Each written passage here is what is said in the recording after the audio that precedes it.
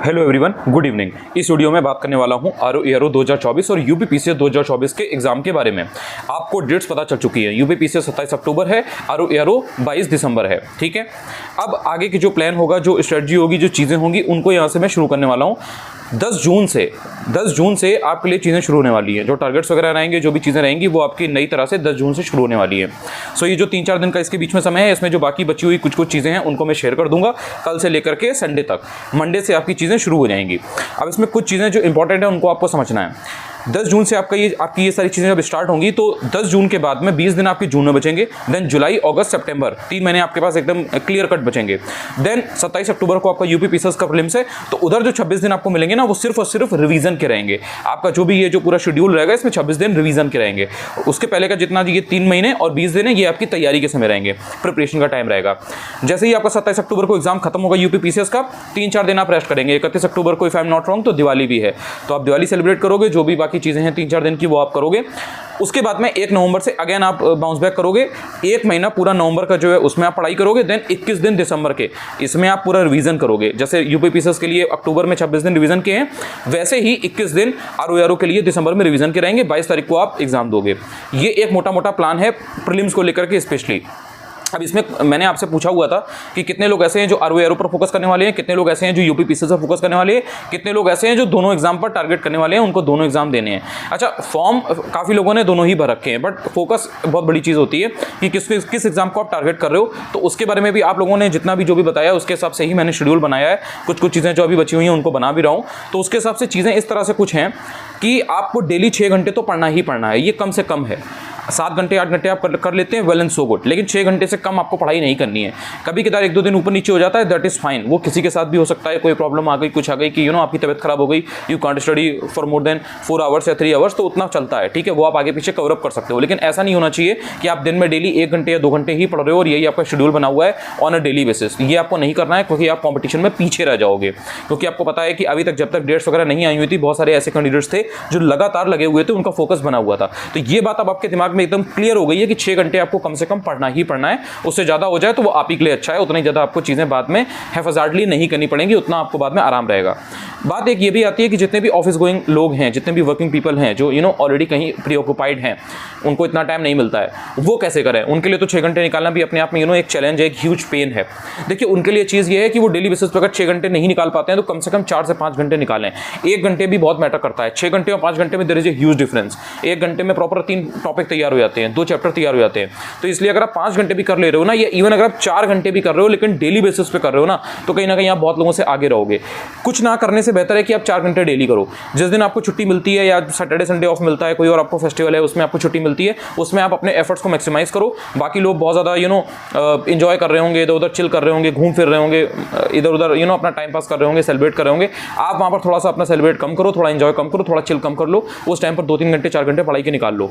ऐसा नहीं होगा कि अगर आप पढ़ना चाहोगे तो आपको टाइम नहीं मिलेगा। 7 दिन आपको ऐसा नहीं है कि ऑफिस जाना पड़ेगा, या ऐसा नहीं है कि आप 3 के 3 महीने लगातार 90 दिन काम करोगे। तो बीच में आपको जो गैप मिलेगा, उसमें आपको यूटिलाइज करना है, उसमें आपको बैठे नहीं रहना है। इसी तरह से आपका टाइम निकलेगा, बिकॉज आप ऑफिस गोइंग हो, आप वर्किंग हो, आप कहीं ना कहीं पर ऑक्यूपाइड हो, या आपके पास रिस्पॉन्सिबिलिटीज़ हैं ऐसी जो आपको अपने शोल्डर पर लेनी है।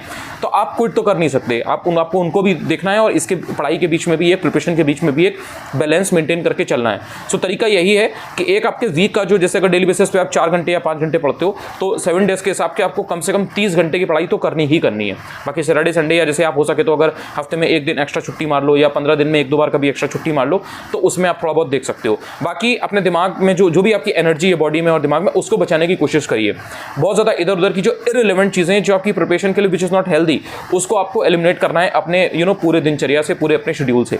जितना ज़्यादा एनर्जी वो अपनी बचाओगे बाहर, और वो अपनी प्रिपरेशन लगाने की तरफ जाओगे, उतना ही आप देखोगे कि आप भले ही जॉब में हो या कहीं आप और बिजी हो, लेकिन आप अपने एफर्ट्स को मैक्सिमाइज कर पा रहे हो, आप ज़्यादा चीज़ें रिटेन कर पा रहे हो। क्योंकि अगर आप बाहर के झगड़ों में, बाहर की पॉलिटिक्स में, बाहर की चीज़ों में, जो भी छोटी मोटी चीज़ें होती हैं, उनमें अगर आप दिमाग अपना बहुत ज़्यादा लगाओगे, तो कहीं ना कहीं इससे आपकी एनर्जी ड्रेन होती है, और वो फिर आप फोकस अपना घर पर आकर के कॉन्सेंट्रेशन बिल्ड नहीं कर सकते। ठीक है, तो जो लोग वर्किंग है उनके बारे में भी बात कर ली मैंने, और जो लोग फुल टाइम प्रिपरेशन कर रहे हैं उनके बारे में भी बात मैंने कर ली है।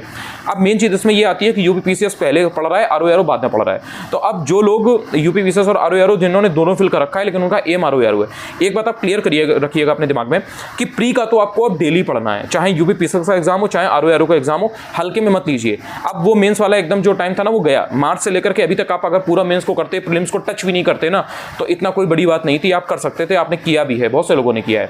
लगातार वो ऐसे राइटिंग कर रहे थे, पैसेज वगैरह कर रहे थे, और भी चीजें जो भी मेंस में है वो कर रहे थे। लेकिन अब यहाँ से आपको प्रीलिम्स पर ध्यान भी देना पड़ेगा। आप मेंस करिए, ऐसा नहीं है कि मेंस करने का टाइम चला गया है, लेकिन प्रीलिम्स पर भी ध्यान देना है। तो बहुत सारे जो सिंसियर कैंडिडेट्स भी हैं ना, जिनके सामने ये सिचुएशन आती है कि उन्होंने दोनों फॉर्म फिल कर रखे हैं, RO ARO यूपी पीसीएस में समझ में नहीं आ रहा है किस पर फोकस करें, क्या करें। मन तो RO ARO करने का कर रहा है, बट कहीं ना कहीं एक डेविएशन, एक डिस्ट्रैक्शन यूपी पीसीएस के रिगार्डिंग भी होता है, तो ये उसके लिए सॉल्यूशन है।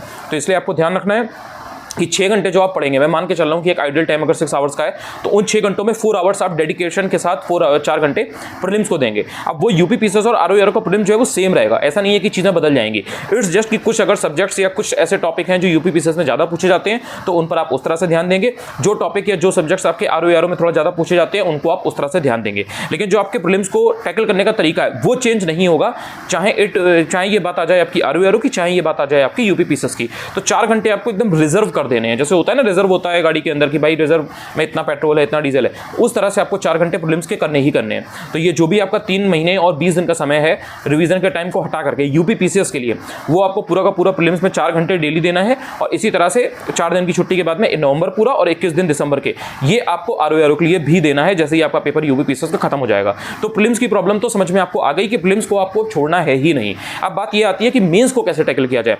देखिए, अगर आपका मेंस यूपी पीसीएस है तो 4 घंटे के ऊपर जो 2 घंटे आप मेंस का पढ़ोगे, अगर और ज्यादा पढ़ते हो तो वो भी मेंस में ही आप लगाओगे, तो वो आप यूपी पीसीएस के मेंस को टैकल करने में लगाओगे टाइम, ठीक है।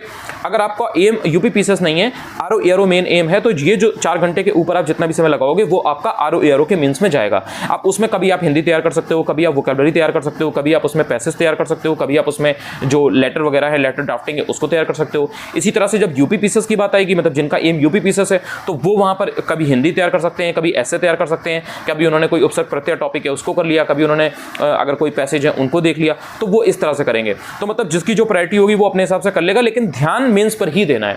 यहीं पर एक कैच और है जो बहुत इंपॉर्टेंट है।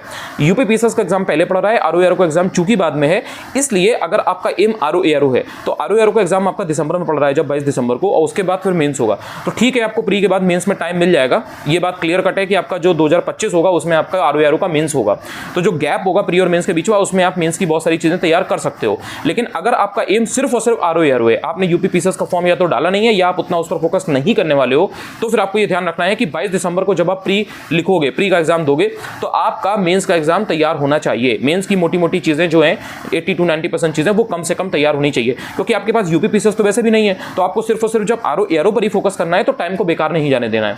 आपको प्री और मेंस दोनों को साथ लेकर के चलना है। और जब आपका 22 दिसंबर को प्री हो, तो आप इस हालत में हो कि आपका 90% तक सिलेबस जो है वो मेंस का तैयार हो। एक अलग लेवल का कॉन्फिडेंस आप लेकर के एग्जाम हॉल में जाओगे। ऑल्सो आपको प्रिपरेशन में हेल्प भी मिलेगी, क्योंकि कहीं ना कहीं जब आप मेंस लेवल की प्रिपरेशन कर लेते हो ना, तो प्री में आप अलग तरह से चीज़ों को देख पाते हो, कनेक्ट कर पाते हो। बहुत सारी चीज़ें ऐसी होती हैं जो आपकी जस्ट बिकॉज कि आपने ओवरऑल कॉम्प्रिहेंसिव स्टडी कर रखी है, इस वजह से आप सही कर पाते हो। Are you getting my point? मुझे ऐसा लगता है कि मैं चीज़ों को बेटर वे में कम्युनिकेट यहाँ पर कर पाया हूँ। अगर कोई डाउट्स हो तो आप डेफिनेटली कमेंट सेक्शन में पूछ सकते हैं, जो भी चीज़ें मैंने आपको अभी तक बताई हैं उनके रिगार्डिंग। इसके अलावा कुछ चीज़ें ये हैं कि आपको ये ध्यान रखना है कि जो भी आपने अभी तक कितना टाइम दिया, कितना टाइम नहीं दिया, अभी आप किस तरह से कर रहे थे, किस तरह से नहीं कर रहे थे, वो सब मैटर कर रहा था। वो सबका बहुत रोल था। एक आपको डेफिनेटली एज मिलता अगर आप पिछले 3 महीनों से सीरियस होते। नहीं अगर आप रहे तो भी कोई बात नहीं है। ये जो 10 जून से चीज़ें शुरू होने वाली हैं, इनमें आपको इस तरह से लेना है कि आप मेरी ये लास्ट लैप है। एक होता है ना जैसे रेस होती है, तो उसमें जो लास्ट 1-2 किलोमीटर होते हैं, लास्ट 10-5 किलोमीटर होते हैं, वो बहुत इंपैक्ट क्रिएट करते हैं। तो ये आपके लिए आपकी लास्ट लैप है। 10 जून से लेकर के जो 31 अक्टूबर तक का समय है, यानी कि 27 अक्टूबर आपका पेपर है, तो 31 अक्टूबर तक का जो समय है, ये अब इसमें आपको प्रिपरेशन में खुद को झोंक देना है। जो भी चीज़ें हैं, जो भी मैक्रो आपके गोल्स हैं, जो भी आपके टारगेट्स हैं, उनको छोटे छोटे टारगेट्स में तोड़िए और उसके बाद में उनको आपको डेली बेसिस पे तैयार करना है। जो भी टारगेट्स वगैरह होंगे मैं आपको दे दूंगा। एक चीज़ मैं आपको और बता देता हूं, अभी मैंने एक मतलब जो अर्जुन बैच चल रहा था, ये अर्जुन बैच ही है, बस उसी को एक्सटेंड में कर रहा हूं आपके एग्जाम तक के लिए, चाहे वो यूपी पीसीएस का प्री हो, चाहे वो RO ARO का प्री हो। तो अभी मैंने 8 मार्च से 10 जून तक के लिए एक बैच ऑलरेडी चल रहा था, उसमें PDF वगैरह मैंने बहुत पहले ही दे दी थी और उसमें सारी चीज़ें चल रही थी। उसके हिसाब से अगर आपने फॉलो किया होता, जब मैंने ये टारगेट वगैरह दिए थे और ये PDF दी थी, तभी मैंने बताया था कि अभी डेट्स वगैरह नहीं आई हैं, अभी बहुत लोग लेथार्जिक हो रहे हैं, उतना फोकस नहीं कर पा रहे हैं। जो व्यक्ति इस टाइम पर अपने को सीरियस बनाए रखते हुए लगातार पड़ता चला गया। तो जब एग्जाम डेट आएंगी, जब इलेक्शन के रिजल्ट आएंगे 4-5 जून 10 जून होगी, तो उस टाइम पर आप बहुत ही सेफ सिचुएशन में होगे। आई होप बहुत सारे लोग इस समय सेफ सिचुएशन में खुद को पा रहे होंगे अगर उन्होंने उस डेडिकेशन के साथ उस बैच को फॉलो किया होगा। तो उसमें मैंने सारी चीज़ें सब्जेक्ट वाइज दी हुई हैं, ज्योग्राफी, हिस्ट्री, यूपी या फिर इकोनॉमी या फिर जो आपके अदर पॉलिटी वगैरह है, इन सबके जो भी टारगेट्स वगैरह हैं वो मैंने उस पीडीएफ में दिए हुए हैं। तो अब मैं क्या कर रहा हूँ कि अब मैं आपको टॉपिक वाइज नहीं दूंगा, क्योंकि टॉपिक वाइज मैं आपको 4 से 5 बार करा चुका हूँ। लास्ट टाइम पिछले साल भी मैंने 2-3 बार चीज़ों को कराया हुआ था, उसमें भी मैंने टॉपिक वाइज दिया था। इस बार भी मैं लगातार टॉपिक वाइज ही दे रहा था। तो अब यहाँ से क्या होगा कि मैं आपको आवर्स के हिसाब से दूंगा, और वो आवर्स आपके काउंट होंगे। जैसे मान लीजिए कि मैंने आपको 4 घंटे अगर प्रीलिम्स का करने को बोला है, तो उसमें 2 घंटे पॉलिटी रहेगा, 1 घंटे मॉडर्न हिस्ट्री रहेगा, 1 घंटे एंशिएंट हिस्ट्री रहेगा। देन उसके बाद में जब एक सब्जेक्ट या 2 सब्जेक्ट, एक सब्जेक्ट इनमें से कंप्लीट हो जाएगा, तो उसकी जगह एक सब्जेक्ट दूसरा आ जाएगा। मान लीजिए कि इकोनॉमी आ गया या यूपी स्पेशल आ गया या ज्योग्राफी आ गया। इस तरह से चीजें चलेंगी। इससे क्या है कि आपकी अकाउंटेबिलिटी अलग लेवल की आएगी कि ओके ठीक है, आप डेली बेसिस पर अगर पॉलिटी 1 घंटे पढ़ रहे हो, तो आपने अगर 10 दिन पढ़ा तो आपके 10 घंटे पॉलिटी में इन्वेस्ट हुए। तो 10 घंटों में आपने क्या सीखा, अब आपको इस तरह से करना है। तो इससे क्या होगा कि टॉपिक वाइज तो आपको मालूम ही है, टॉपिक्स के लिए आप वो पीडीएफ रेफर कर लोगे तो आपको पता चल जाएगा कि कौन से टॉपिक्स पर पहले ध्यान देना है, कौन से टॉपिक ज्यादा इंपॉर्टेंट है, किनका वेटेज ज्यादा है, किनको हमें प्रायोरिटाइज करना है, तो वो तो आपको पता चल गया है। लेकिन अब घंटों के हिसाब से आपको सब्जेक्ट्स को देना पड़ेगा, सो दैट जो सब्जेक्ट्स इंपॉर्टेंट है यूपी पीसीएस के लिए, प्री के लिए, और जो सब्जेक्ट्स इंपॉर्टेंट है आरओ के प्री के लिए, उनको आप इक्वली ध्यान दे पाओ, उनको टैकल कर पाओ। जैसे पॉलिटी अगर इंपॉर्टेंट है तो पॉलिटी के क्वेश्चन आपके गलत ना हो, मॉडर्न हिस्ट्री अगर इंपॉर्टेंट है तो मॉडर्न हिस्ट्री के क्वेश्चन आपके गलत ना हो। तो इस तरह से कुछ चीजें चलेंगी। स्टार्टिंग में जब मैं अभी 10 जून से जब चीजें शुरू होंगी, तो पहले थोड़ा स्लो पेस पे स्टार्ट होंगी। उसके बाद में धीरे धीरे जैसे जैसे समय बीतता जाएगा, मतलब 1 हफ्ता, 2 हफ्ता, 3 हफ्ता होगा, चीजें थोड़ा पेसअप होंगी। एक चीज और, काफ़ी लोगों की ये भी शिकायत आई थी जब अभी मैंने टारगेट्स वगैरह जो ये दिए थे, जो अर्जुन बैच का चल रहा था, कि एक दिन में इतने ज़्यादा टारगेट्स दे देते हैं कि वो पूरे ही नहीं होते हैं। देखिए, अगर आप अभी तैयारी में कूदे हैं, अभी आपने तैयारी शुरू की है अपनी, आपको 1 महीना हुआ है, 2 महीना हुआ है, 3 महीना हुआ है, तो ऑब्वियसली वो टारगेट्स आपके लिए बहुत ज़्यादा होंगे। लेकिन अगर आप तैयारी पिछले 6 महीनों से 8 महीने से कर रहे हैं, तो वो टारगेट्स आपके लिए बहुत ज़्यादा टफ नहीं होंगे, उतना ज़्यादा आपके लिए प्रॉब्लम क्रिएट नहीं करेंगे। क्योंकि जितने भी टारगेट्स मैंने दिए वो सारे घटना चक्र के थे। घटना चक्र को मैंने अच्छे से डिकोड किया हुआ है, बताया हुआ है कि किस तरह से उसमें चीज़ों को टारगेट करना होता है, किस तरह से पढ़ना होता है। अगर आपने प्रीवियस ईयर क्वेश्चन पेपर को ढंग से एनालाइज किया हुआ है, तो उन टारगेट्स को पढ़ने में, समझने में और उनको याद करने में और उनको रिवाइज करने में आपको प्रॉब्लम नहीं होगी। ठीक है, तो एक बार आप फिर से देखिएगा। ऑल्सो मैं उन्हीं चीज़ों को 4 बार करा चुका हूँ। मैंने पिछले साल 2023 में अगर आप बात करोगे तो मैंने जून से लेकर के पूरा दिसंबर तक कराया। देन उसके बाद में 11 फरवरी को पेपर था ना, तो आरओ का जो पेपर लीक हुआ था, उसके पहले तक पूरा लगातार चीजें चली हैं, रिवीजन भी चला है। मतलब 3 महीने का तो बैच चला था, और उसके अलावा 75 दिन का 75 हार्ड डे चैलेंज चला था। उसकी पीडीएफ वगैरह जो भी वीडियोस वगैरह हैं, वो सब मेरे चैनल पर पड़े हुए हैं, आप चाहो तो देख सकते हो। तो इतना समय देने के बाद जितने भी कैंडिडेट्स हैं, वो अब एक इस लेवल पर तो आ ही चुके हैं कि वो बेसिक चीजें समझते हैं, तो उनको एक दिन में इतनी सारी चीजें करने में प्रॉब्लम नहीं आ रही है। तो जिन लोगों के लिए भी आ रही थी, उनके लिए फिलहाल मैंने एक सोल्यूशन निकाल दिया है। अब जितने भी टारगेट्स मैं एक दिन में दूंगा, वो मैं बहुत ज़्यादा नहीं दूंगा। मैं मान लेता हूँ कि चलिए ठीक है, आप अभी नए हैं, न्यूबी हैं, आपको इतना तैयार नहीं है, तो मैं टारगेट्स कम दूंगा। लेकिन जो टारगेट्स मैं दूंगा या जितने घंटे मैंने आपको दिए हैं कि आपको इतना टाइम उसमें इन्वेस्ट करना है, उस पर्टिकुलर सब्जेक्ट में या उन टॉपिक्स में, उतना फिर आपको देना ही देना है। मतलब अगर मान लीजिए कि मैंने आपको 10 दिन तक 2 घंटे पॉलिटी पढ़ने को बताया, तो वो और टॉपिक्स वगैरह आपको पहले भी बता चुका हूँ कि क्या इंपॉर्टेंट है, किस तरह से पहले फोकस करना है, क्या चीज़ें आती हैं एग्जाम में, तो वो फिर 10 घंटे आपको 10 दिन तक देने ही देने हैं। 2 घंटे अगर आप डेली दे रहे हैं 10 दिन तक, तो 20 घंटे आपको पुट करने ही करने हैं। फिर ऐसा नहीं होना चाहिए कि आप बाद में बोलो कि नहीं मुझे और समय चाहिए या मैंने तो किया ही नहीं था, तो फिर ऐसे आपका सिलेबस कंप्लीट ही नहीं होगा। तो आप समझो, मुझे भी थोड़ा स्ट्रिक्ट होना पड़ेगा। अगर मैं आपको रिवीजन के लिए बोलूं तो आप रिवीजन करिए। अगर आप उस टाइम पर रिवीजन नहीं करेंगे और घूमेंगे फिरेंगे या आप उतना टाइम पढ़ाई पर नहीं देंगे, तो बाद में फिर आपके सामने ये सिचुएशन आएगी कि मुझे रिवीजन के लिए टाइम चाहिए। तो एक दिन पूरा अगर आपको रिवीजन का दिया जाएगा, तो वो 6-7 घंटे जो आपके हैं, उसमें आपको सिर्फ इधर उधर घूमना नहीं है, टाइम पास नहीं करना है, हल्के में नहीं लेना है चीज़ों को। आपको उस दिन भी खुद को पुश करके ट्राई करना है कि अगर आप 6 घंटे नहीं भी पढ़ पाते हैं, तो आप कम से कम 4 घंटे रिवाइज जरूर करें। तो इस तरह से जो छोटी छोटी चीज़ें मैं आपको बताऊंगा, उनको फिर आपको कैजुअली नहीं लेना है, उनको हल्के में नहीं लेना है, फॉर ग्रांटेड नहीं लेना है, उनको आपको सीरियसली लेना है। मैं आपकी बात एक वो रख रहा हूँ, वैल्यू कर रहा हूँ, उसको रेस्पेक्ट दे रहा हूँ, तो आप मेरी बात की भी उतना रेस्पेक्ट दीजिए कि अगर आपको 4 चीज़ें बताई गई हैं, तो आप 4 में अगर 3 नहीं कर पाते हैं, 4 में 4 नहीं कर पाते हैं, तो कम से कम 2 करिए। अब अगर आप 4 में 1 करेंगे, तो कहीं ना कहीं फिर मेरे लिए उस सिलेबस को कंप्लीट कराना, उस तरह से चीज़ों को, इंपॉर्टेंट चीज़ों को तैयार करवाना with in the time limit tough हो जाएगा। तो आई होप कि अब आप चीज़ें समझ गए होंगे। मैं आपको एक बार बुक लिस्ट वगैरह भी बता दूंगा, सो दैट जितने भी लोग यूपी पीसीएस का प्री या आरओ का प्री करने जा रहे हैं, तैयारी करने जा रहे हैं, अभी से मान लीजिए शुरू करते हैं। उन्होंने 50 वीडियोस देखे होंगे इधर उधर, उन्होंने 50 लोगों को सुना होगा, उसके बाद भी उनके दिमाग में कहीं ना कहीं एक पजल है, एक डाउट है अभी भी कि हम कौन से सोर्सेज को फॉलो कर लें तो हमारा हो जाए, हमें प्रॉब्लम ना हो। मैं क्लियर कट आपको कुछ बुक लिस्ट वगैरह बता दूंगा, यूपी पीसीएस आरओ की दोनों की ट्राई करूंगा, एक ही वीडियो में बता दूं। उसको आप फॉलो कर लेना, आपका प्री नहीं रुकेगा। उसके अलावा कुछ भी करने की जरूरत नहीं होती है। कुछ सिलेक्टेड चीज़ें होती हैं, उन्हीं को बार बार करना होता है। ये जो बार बार वाली चीज़ है ना, इस पर फोकस करो।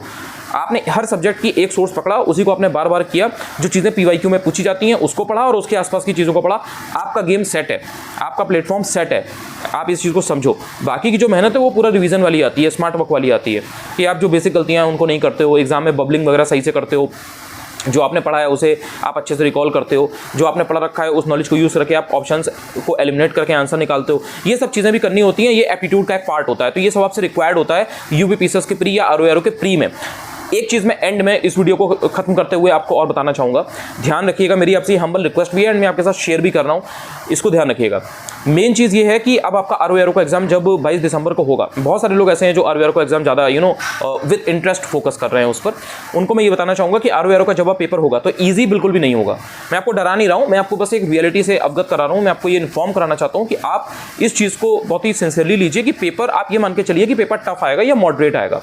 अकॉर्डिंगली आप खुद को तैयार करके जाइए। आप ये सोच करके मत जाइए कि पेपर बहुत ही ईजी होगा और मैं हंसते खेलते जाऊँगा या जाऊँगी एंड मैं प्रीलिम्स क्लियर कर लूँगी। आप फर्स्ट के लिए प्रिपेयर करिए। आप ये मान के चलिए कि पेपर इतना टफ आएगा कि मुझे हर तरह से एकदम पैक होकर के जाना है, मुझे एकदम फुल प्रूफ होकर के जाना है। कहीं से भी कोई भी क्वेश्चन आए, किसी भी तरह की चीज़ें आए, मैं उनको डील करने में सक्षम हूँ। मैं कम से कम कट ऑफ आसानी से क्लियर कर पाऊँ, ये आपका एम होना चाहिए। देखिए 140 क्वेश्चन GS में आ रहे हैं, 60 क्वेश्चन हिंदी के आ रहे हैं। 140 GS के जो आ रहे हैं ना, वो थोड़ा सा ट्रिकी पार्ट होता है। हिंदी मोर और लेस उसी लेवल की आएगी जैसे आपकी पेपर लीक वाले में आई थी, लेकिन जो GS का पेपर है वो ऊपर नीचे हो सकता है, टफ भी आ सकता है, हो सकता है थोड़ा मॉडरेट आए या उससे कम आए। लेकिन आपको इस तरह से तैयार करके जाना है कि 140 नंबर के GS में आप ज़्यादा से ज़्यादा क्वेश्चन सही कर पाओ, आप 90 या 100 नंबर बना पाओ। अब 90 और 100 नंबर का जब आप एम करोगे, टारगेट करोगे, अपना एक गोल बनाओगे 90 to 100 मार्क्स का, तब कहीं ना कहीं आप 80-85 नंबर पर फॉल करोगे, लैंड करोगे। तो वो कहीं ना कहीं फिर आपके लिए थोड़ा सा सही रहेगा। देन आप हिंदी में अगर 55 नंबर भी लाते हो तो कहीं ना कहीं आप 135 के आसपास आपके आ जाएंगे and that would be good for you. लेकिन अगर आपने यही एम किया कि बस मेरे किसी तरह 80 नंबर आ जाए, तो आपके 80 किसी कीमत पर नहीं आएंगे। आप 5-10 गलतियां करेंगे ही करेंगे एग्जाम में, 2-4 क्वेश्चन आपके ऊपर नीचे होंगे ही होंगे। वो सिली मिस्टेक्स होती हैं, ब्लंडर होती हैं, जो आप कमिट करते ही करते हो एंड बिकॉज ऑफ दैट आप कहीं ना कहीं 65-70 नंबर के आसपास फॉल करते हो। और फिर आपके हिंदी में उधर अगर 52-53 नंबर भी आए तो कहीं ना कहीं आप 120 से 130 की रेंज में आ जाते हो एंड देन वही आपकी बॉर्डर लाइन शुरू हो जाती है। फिर आप अपनी कैटेगरी के हिसाब से ये देखने लगते हो कि मेरा इतने नंबर में होगा या नहीं होगा। तो उस सिचुएशन में आप ना हो, इसलिए मैं आपको चीज़ बता रहा हूँ कि ये मान के चलो कि पेपर टफ आएगा। तो एक चीज़ तो मैं एंड में और बता देता हूँ यहीं पर, सिर्फ और सिर्फ घटना चक्र पढ़ने से आपका एग्जाम नहीं निकलेगा, ये बात आप जान लीजिए। लेकिन घटना चक्र बिना पढ़े आपका एग्जाम निकल जाए, ये हो ही नहीं सकता, ये हो ही नहीं सकता अनटिल अनलेस आप UPSC के 4-5 अटेम्प्ट दे चुके हैं या आपने 3 बार मेंस लिख रखा है या आपकी तैयारी इतनी ज़्यादा अच्छी है घटना चक्र की किताबों को पढ़े बिना कि आपको घटना चक्र को पढ़ने की जरूरत नहीं है, तो फिर वो एक बात अलग है। लेकिन अगर अभी आपने घटना चक्र, अभी आपने प्रिपरेशन में शुरुआत की है या आप अभी कुछ टाइम से तैयारी कर रहे हैं, आपने UPSC वगैरह में 4 मेंस नहीं लिखे हैं या आप बहुत ज़्यादा प्रो नहीं है, आपको उतना ज़्यादा कॉन्सेप्ट क्लैरिटी नहीं है, उतना ज़्यादा फैक्चुअल नॉलेज आपकी अच्छी नहीं है, तो आप ये बिल्कुल भी मत सोचिएगा कि आप घटना चक्र को स्किप कर देंगे और आपका एग्जाम निकल जाएगा। कोई कोचिंग, कोई भी नोट्स या किसी कोचिंग के नोट्स आपको एग्जाम पास नहीं करा पाएंगे अगर आप घटना चक्र नहीं पढ़ेंगे। तो उसमें जो चीज़ें हैं, उसमें जिस तरह से कंपाइलेशन है, जो चीज़ें जितना वे में जिस तरह से समराइज करके दी हुई हैं, उनको पढ़ना, उनको करना आपकी एक बेसिक रिस्पॉन्सिबिलिटी है, बेसिक ड्यूटी है। मतलब ये तो आपको करना ही करना है। देन उसके बाद जो चीज़ें हैं उसके लिए आपको हाथ पैर मारने हैं। तो ये अपने दिमाग में क्लियर रखिए कि जो भी टारगेट्स वगैरह या जो भी चीज़ें आपको बताई जाएंगी कि ये घटना चक्र में है, इसको कर लीजिए, तो उसको तो आपको करके रखना ही रखना है। उसके ऊपर जो भी चीज़ें स्टैंडर्ड सोर्सेज वाली बात आएंगी उनको मैं आपको टाइम टू टाइम बताता रहूंगा और वो आपको करवाया जाएगा। यही जो टाइम पीरियड आपका होगा ना, इसमें आपको स्टैंडर्ड सोर्सेज के बारे में भी बताया भी जाएगा और जो चीज़ें इंपॉर्टेंट होगी वो कराई भी जाएंगी। जहां जो चीज़ ऐसी होगी ना जो एकदम इंपॉर्टेंट होगी, फिल्टर करके वो पूरा बता दूंगा कि ये टॉपिक इंपॉर्टेंट है, इसको पढ़ लो। और जब एग्जाम होगा तब बैठ करके मिला लेना कि देखो ये टॉपिक आया है कि नहीं आया है, इतना बता दूंगा। यही एक कोच या मेंटर कर सकता है। इतना फुल प्रूफ कर दूंगा कि 100 चीज़ें हैं तो 100 चीज़ों में से 20 चीज़ पढ़वाऊंगा और वो 20 में से आपकी 10 चीज़ मिल जाएंगी। इतना ही हो सकता है। ऐसा नहीं करूंगा कि आपको मैं 2000 चीज़ें पढ़ा दूं, 2000 चीज़ों में के बाद मैं कह दूं मेरे से सब आया, मेरे से सब आया। फिर किताबें सारी पढ़ लो, किताब खरीद के सारी रख लो, आप नोट सारे परचेज कर लो, देन उसके बाद में उसी से सारी चीज़ें आनी है। तो फिर कहीं पर भी कोई वीडियो देखने की, कोई कोर्स लेने की या कुछ भी इधर उधर करने की कोई जरूरत नहीं है। मार्केट में जाओ, हर सब्जेक्ट की 4 किताबें ले लो, उन 4 किताबों को एक सब्जेक्ट की 4 किताबें पढ़ो। 10 सब्जेक्ट है, 40 किताबें पढ़ लो। 40 किताबें अगर आपने 5-6 महीने में पढ़ ली, आप टॉप कर दोगे। आप पूरा AIR 1 ले आओगे। आप यूपी स्टेट के अंदर ना AIR 1 ले आओगे, अपना यूपी स्टेट के मतलब रैंक 1 ले आओगे ROARO या UPPCS में। तो थोड़ा सा स्मार्टली खेलो। 4 किताबें पढ़ना एक सब्जेक्ट की ना ही लॉजिकल है, ना ही आप कर पाओगे। तो जो चीज़ें डुएबल हैं, जो चीज़ें मैनेजेबल है, जो चीज़ें अफोर्डेबल है, उन पर आपको अपना ध्यान देना है। ये जो आपका समय है, अपने को बहुत ही कॉन्शियस रखते हुए पढ़ाई आपको करनी है। आपका एक एक घंटा, आपका एक एक दिन बहुत इंपॉर्टेंट है। अभी आपको पता नहीं लगेगा बिकॉज अभी जून चल रहा है, नहीं जुलाई आएगा, अगस्त आएगा, सितंबर आएगा, फिर धीरे धीरे अक्टूबर आएगा। तो जब एक महीना 1.5 महीना रह जाएगा ना, तब आपका पैनिक बटन स्टार्ट होगा, आप थोड़ा सा एंग्जाइटी आपको होने शुरू हो जाएगी, आपको स्ट्रेस शुरू होगा। This is the high time जहां पर आप अपनी चीज़ों को मैक्सिमाइज कर सकते हो। आपने देखो, मैं आपको बहुत जेन्युइनली बता दूं, जितने भी लोग मुझसे जुड़े हुए हैं मैं उनके बारे में जानता हूं, तो मैं उनके बिहाफ में आपको ये चीज़ें बता सकता हूं। पहले उनके अंदर वो फर्वर थी, वो स्पिरिट थी, वो जोश था। बीच में जिस तरह से धीरे धीरे टाइम निकला, देन उनकी तैयारी अप डाउन हुआ। पहले बहुत अच्छा चल रहा था, बीच में उनका वो ग्राफ गिरा, देन उसके बाद में फिर दोबारा से उन्होंने उस चीज़ पर वो ट्रैक पर आए। देन उसके बाद में पेपर लीक हो गया। पेपर लीक होने के बाद में डेट्स वेट्स कुछ पता नहीं थी किस तरह से होगा, क्या होगा। यूपीपीसीएस में भी यही हो गया था कि पोस्टपोन हो गया था पेपर। तो उनके सामने एक धुंध थी, एक फॉग था। तो उस वजह से उनके अंदर एक डिस्ट्रक्शन आया, एक डिस्टर्बेंस आया उनकी लाइफ में। और जो बेसिक लाइफ की चीज़ें हैं वो तो प्रॉब्लम करती ही करती हैं। तो कहीं ना कहीं वो जो जिस तरह से पहले पढ़ाई करते थे वो अब नहीं कर पा रहे थे। अब आपके सामने डेट्स आ चुकी हैं कि ओके ठीक है ये, और अब ये मान के क्या चलना, मतलब अब इसमें किसी भी तरीके का कुछ ऐसा नहीं होने वाला है कि आपकी डेट आगे बढ़ जाएगी या पेपर कैंसिल हो जाएगा या कुछ भी हो जाएगा। अब चाहे देश में गोलियां चल जाएं, चाहे कुछ भी हो जाए, चाहे दंगे हो जाएं, लेकिन आपका एग्जाम टाइम पर ही होगा, ये आप मान के चलिए 99.9%। इसलिए किसी भी तरीके की उसमें मत रहिएगा कि एग्जाम के एक महीने पहले अगर आप सोचेंगे कि अब एग्जाम 20 दिन और आगे बढ़ जाए या मुझे 1 महीने का समय और मिल जाता तो मैं बहुत बढ़िया कर लेती या बहुत बढ़िया कर लेता। तो आपको ये ध्यान रखना है कि जो ये समय आपके पास है, चाहे यूपीपीसीएस के लिए 3.5 महीने 4 महीने के आसपास का समय, और चाहे आरओ के लिए ऑलमोस्ट 6 महीने का समय, ये आप मान के चलिए कि अगर इसमें आपने खुद को तपा लिया, खुद को इतना शार्प बना लिया, खुद में इतनी अंदर से इतनी मेहनत कर ली, इतना आपने डिटर्मिन होकर के पढ़ाई कर ली, ये 6 महीने और ये 4 महीने की जो पढ़ाई है ना, ये आपको अलग लेवल पर पहुंचा सकती है। बाकी प्रीलिम्स को आप अंडर एस्टिमेट बिल्कुल भी नहीं करेंगे। मेंस उसके साथ में आपको जितना टाइम एक्स्ट्रा मिलेगा उसमें आप मेंस करते रहेंगे। इतना ही इस वीडियो में था। कोई अगर आपको और डाउट्स हो तो आप वीडियो के नीचे कमेंट्स में विदाउट एनी हेजिटेशन शेयर कर सकते हैं। यही चैनल है अनुज चतुर्वेदी ऑफिशियल, टेलीग्राम पर भी इसी नाम से अनुज चतुर्वेदी ऑफिशियल नाम से। बहुत सारे लोग पूछ रहे थे तो इसलिए बता देता हूँ, ज्वाइन कर लीजिएगा। पहली बार अगर आप मेरा ये वीडियो देख रहे हैं तो आप चाहें तो चैनल को सब्सक्राइब भी कर सकते हैं। हो सकता है कि जब आप बाद में ज्वाइन करें तो बहुत सारी चीज़ें आपसे छूट चुकी हों। अगर अभी आप ज्वाइन कर लेंगे तो आप बेटर वे में शुरू से सारी चीज़ों को समझ पाएंगे।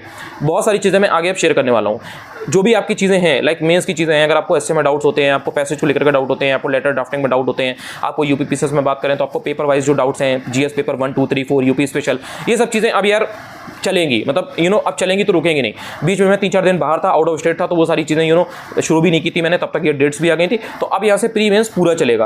प्री पर तो डेली फोकस रहेगा ही रहेगा, क्योंकि वो तो आप वो पहली सीढ़ी है, उसको अगर आप क्लियर नहीं करते हो तो आप मेंस में आते ही नहीं हो, और बाकी फिर मेंस भी साथ में चलता रहेगा। तो वो बहुत सारी बातें होंगी, क्योंकि अब समय भी आपके पास है और इतना समय है कि उसमें आपको प्री मेंस पूरा बताया जा सकता है और आप कर भी सकते हो। लेकिन अकाउंटेबिलिटी आपकी भी अपनी तरफ से ये होनी चाहिए कि जो चीज़ें मैं शेयर कर रहा हूँ, जो चीज़ें मैं बता रहा हूँ, उस पर आप पूरा एक्टिव रहें, उसको देखें, समझें, सुने, जहाँ समझ में नहीं आए उसको पूछे, कमेंट करके पूछिए, थोड़ा सा एक्टिव रहिए। जैसे होता है ना कि बच्चे हैं तो हम लोग पहले क्या होता था, आप स्कूल जाते थे, टीचर आपसे पूछता था किसी को कुछ पूछना है, तो कुछ बच्चे होते थे वो एक्टिवली पूछते थे, शेयर करते थे, मैंने मैम ये किया, मैंने सर ये किया। कुछ लोग होते थे वो बस गए आए, वो कुछ शेयर ही नहीं करते थे। तो अगर आप शेयर नहीं करोगे तो मुझे कभी पता नहीं लगेगा कि आप कितना आगे बढ़े हो, कितना आगे नहीं बढ़े हो, कहाँ पर आपको किस सब्जेक्ट में प्रॉब्लम है, किस सब्जेक्ट में प्रॉब्लम नहीं है। तो आप कमेंट्स के थ्रू जो भी बात हुआ करे बता दिया करो, अकॉर्डिंगली मैं डिसीजन लेता हूँ, उनके रिगार्डिंग जो भी एक सोल्यूशन हो सकता है वो लेकर के आता हूँ, एंड उस तरह से चीज़ें फिर आपके लिए ग्रो कर पाती हैं। Thank you so much. अगर आपने ये वीडियो यहाँ तक देखा है तो I am not very sure कि आप यहाँ तक इतना लंबा वीडियो 22 मिनट का वीडियो देखने आओगे या नहीं आओगे, बिकॉज मैंने देखा है कि इधर कुछ दिनों से लोगों का जो टाइम है, जो